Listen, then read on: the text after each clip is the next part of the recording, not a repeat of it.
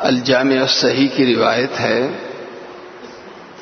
حضرت انس بن مالک رضی اللہ عنہ روایت کرتے ہیں کہ جناب رسول کریم صلی اللہ علیہ وسلم نے ارشاد فرمایا، اکرموا اولادکم واحسنوا آدابہن۔ اللہ کے نبی صلی اللہ علیہ وسلم نے ارشاد فرمایا، اپنی اولاد کو عزت دیا کرو، اپنی اولاد کو عزت دیا کرو اور انہیں زندگی کے بہترین آداب سکھایا کرو۔ اپنی اولاد کو عزت دیا کرو، بتایا جا رہا ہے کہ کوشش کریں کہ تربیت اکرام کی بنیاد پہ ہو، نرمی کی بنیاد پہ ہو، تربیت نرمی کے ساتھ ہو، سختی کے ساتھ نہ ہو، پیار کے ساتھ ہو، دباؤ کے ساتھ نہ ہو، کوشش ہی ہو۔ کبھی مجبوری ہو جائے سختی کرنے کی تو کر لی جائے، لیکن اپنا عام معمول عزت دینے کا ہو، سختی کرنے کا نہ ہو۔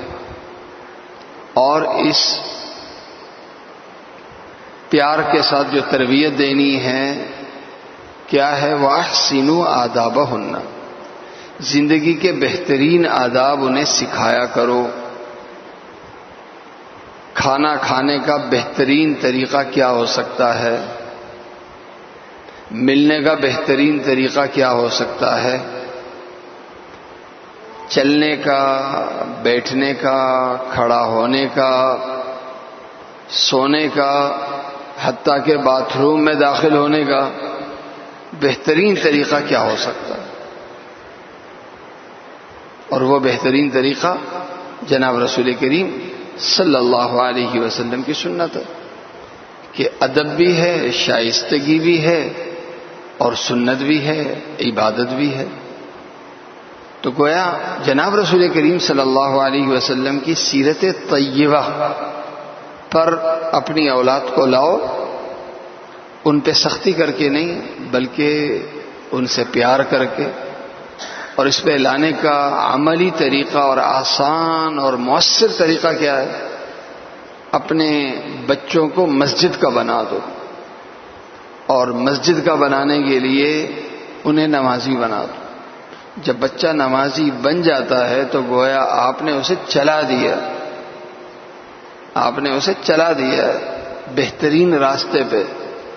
اب اس کی آپ حوصلہ افزائی کریں، اسے محبت دیں، پیار دیں، انشاءاللہ یہ چلتے چلتے اپنی منزل خود پالے۔ اور اسی کی کوشش ہے کہ ماشاءاللہ بڑی خوشی ہوتی ہے، اللہ کا کرم ہے کہ اسی حوصلہ افزائی کا نتیجہ ہے کہ آج ہماری مسجد میں بچوں کی ایک بڑی تعداد موجود ہے۔ ان بچوں کو بھی میرا اور آپ کا بھی فرض ہے کہ ہم ان بچوں کی حوصلہ افزائی کریں اور انہیں ایک تاثر دیں کہ یہ مسجد صرف بڑوں کی نہیں ہے بلکہ بڑوں کی جتنی ہے اتنی ہی یہ مسجد بچوں کی بھی ہے۔ اس مسجد میں بڑوں کا جتنا حصہ ہے اتنا ہی چھوٹوں کا حصہ بھی ہے۔ مسجد صرف بڑوں سے آباد نہیں ہو سکتی جب تک چھوٹے بھی ساتھ نہ ہوں۔ جیسے گھر کا حسن بچہ ہوتا ہے، مسجد کا حسن بھی بچہ ہے۔ اللہ تعالیٰ مجھے اور آپ سب کو عمل کرنے کی توفیق عطا